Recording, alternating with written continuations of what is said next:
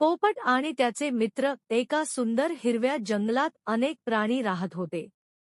तिथे एक रंगीत पोपट, खारुताई, ससा आणि एक हत्ती राहत होते.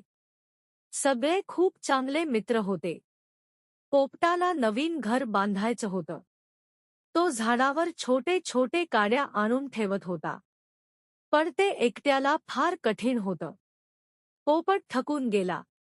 तेव्हा खारुताई आली आणि म्हणाली, मी पण मदत करते.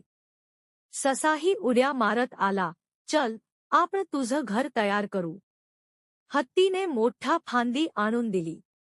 सगळे मित्र मिळून घर बांधू लागले. पोपट झाडांवरून पानं आणत होता, खारुताई लहान लाकूड आणत होती, ससा गवत आणत होता, हत्तीने झाडांची फांदी नीट लावली. अखेर पोपटाचं घर तयार झालं. तो खूप खुश झाला.